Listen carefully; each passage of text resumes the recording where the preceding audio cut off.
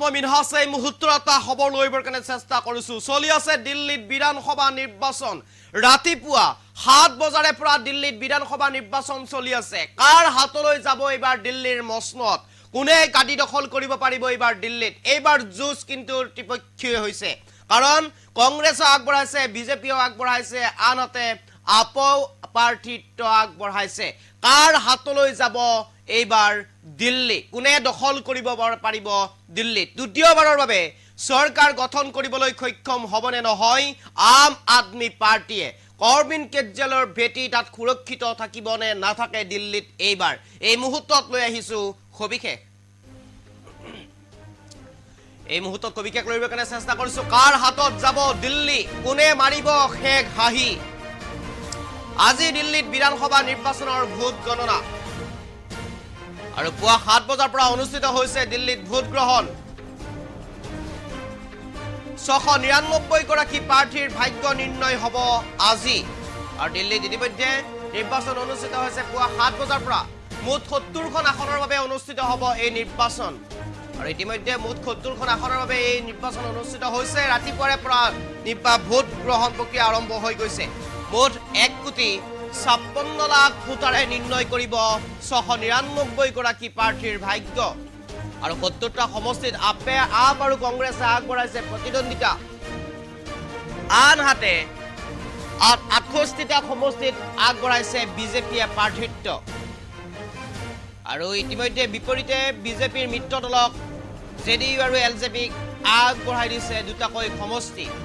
মুঠ 13,766টা ভোট কেন্দ্ৰত হৈছে ভোটদান প্ৰক্ৰিয়া।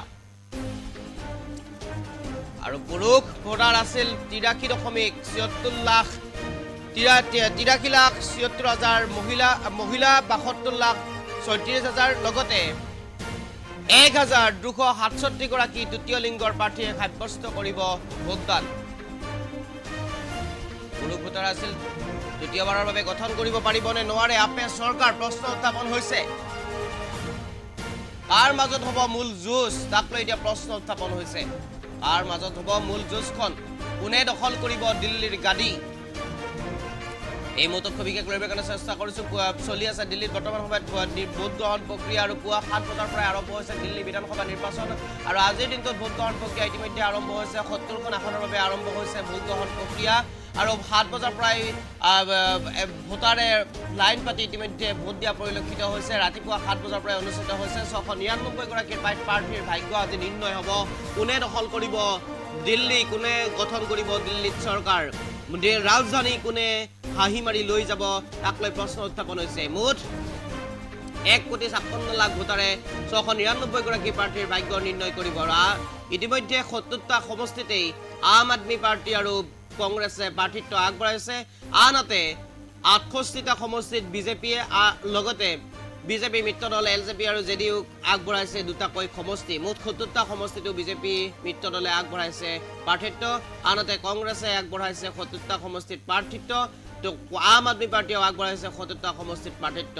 কাৰ লগত হ'ব মূল যুঁজখন? কংগ্ৰেছ বিজেপি নে কংগ্ৰেছ আপ, নে আপ বিজেপি, নে আপ কংগ্ৰেছ? কাৰ লগত মূল যুঁজখন হ'ব সেয়া লক্ষণীয় হ'ব 8 তাৰিখে। 8 তাৰিখে ইয়াৰ ৰিজাল্ট দিব।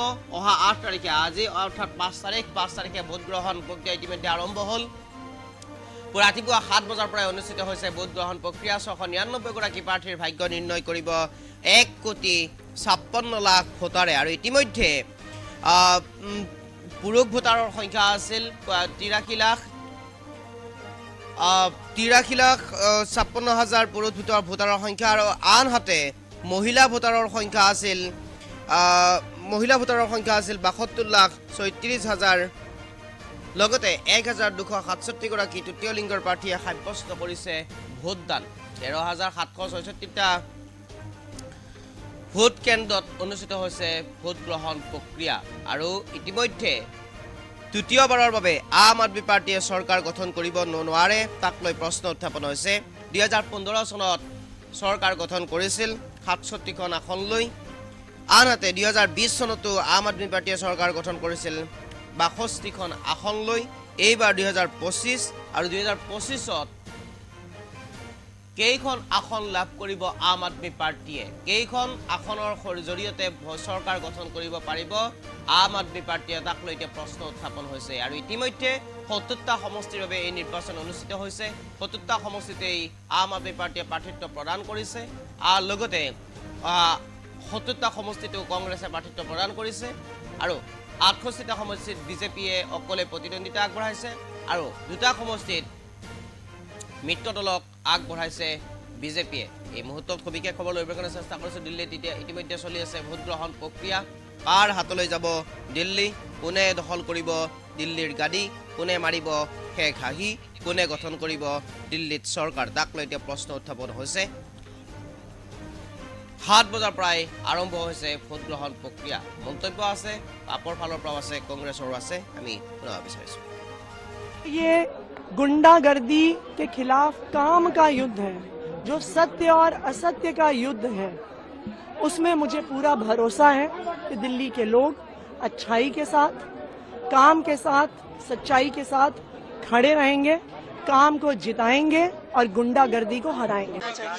मैं तो ये कहूँगा, आइए वोट करिए। आप निष्ठा के लिए वोट करिए, आप ईमानदारी के लिए वोट करिए, आप उनके लिए वोट करिए जो काम कर सकते हैं, वो जो ईमानदारी से आपके बीच में अपनी बातें रखते हैं और एक अच्छी सरकार बना सके, उनके लिए वोट करिए। आप भी कैंडिडेट हैं, आप कांग्रेस क्या देखते हैं? मैम, ये सब बातें हो चुकी है, मैं इसमें बहुत ज्यादा आप डिटेल में नहीं जाऊंगा। सारी बातें हम कह चुके हैं, वोटर को मालूम है कौन पार्टी क्या कह रही है, और आशा करूंगा कि एक अच्छे कैंडिडेट को वो आशीर्वाद दें। हमारे साथ बातचीत। ये गुंडागर्दी के खिलाफ काम का युद्ध है, जो सत्य और असत्य का युद्ध है। उसमें मुझे पूरा भरोसा है कि दिल्ली के लोग अच्छाई के साथ, काम के साथ, सच्चाई के साथ खड़े रहेंगे, काम को जिताएंगे और गुंडागर्दी को हराएंगे। मैं तो ये कहूँगा, आइए वोट करिए। आप निष्ठा के लिए वोट करिए, आप ईमानदारी के लिए वोट करिए, आप उनके लिए वोट करिए जो काम कर सकते हैं, वो जो ईमानदारी से आपके बीच में अपनी बातें रखते हैं और एक अच्छी सरकार बना सके, उनके लिए वोट करिए। आप भी कैंडिडेट हैं, आप कांग्रेस क्या देखते हैं? मैम, ये सब बातें हो चुकी है, मैं इसमें बहुत ज्यादा आप डिटेल में नहीं जाऊंगा। सारी बातें हम कह चुके हैं, वोटर को मालूम है कौन पार्टी क्या कह रही है, और आशा करूंगा कि एक अच्छे कैंडिडेट को वो आशीर्वाद दें। हमारे साथ बातचीत। ये गुंडागर्दी के खिलाफ काम का युद्ध है, जो सत्य और असत्य का युद्ध है। उसमें मुझे पूरा भरोसा है कि दिल्ली के लोग अच्छाई के साथ, काम के साथ, सच्चाई के साथ खड़े रहेंगे, काम को जिताएंगे और गुंडागर्दी को हराएंगे। मैं तो ये कहूँगा, आइए वोट करिए।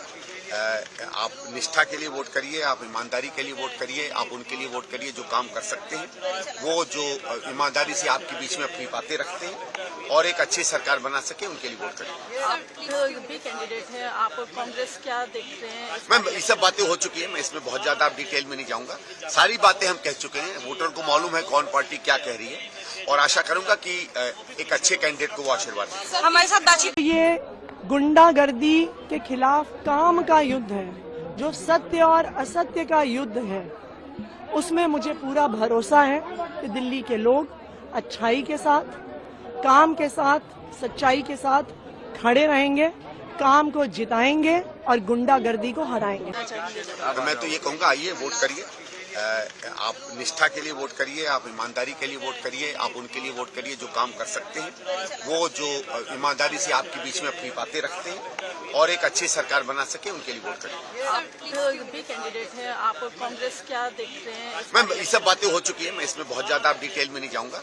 सारी बातें हम कह चुके हैं, वोटर को मालूम है कौन पार्टी क्या कह रही है, और आशा करूंगा कि एक अच्छे कैंडिडेट को वो आशीर्वाद दें। हमारे साथ बातचीत। ये गुंडागर्दी के खिलाफ काम का युद्ध है, जो सत्य और असत्य का युद्ध है।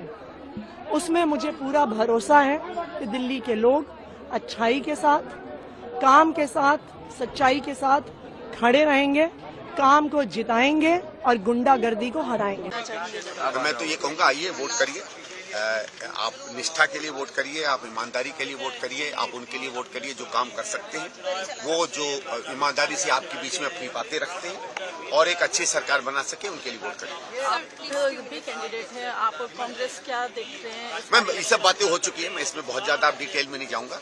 सारी बातें हम कह चुके हैं, वोटर को मालूम है कौन पार्टी क्या कह रही है, और आशा करूंगा कि एक अच्छे कैंडिडेट को वो आशीर्वाद दें। हमारे साथ बातचीत। ये गुंडागर्दी के खिलाफ काम का युद्ध है, जो सत्य और असत्य का युद्ध है, उसमें मुझे पूरा भरोसा है कि दिल्ली के लोग अच्छाई के साथ, काम के साथ, सच्चाई के साथ खड़े रहेंगे, काम को जिताएंगे और गुंडागर्दी को हराएंगे।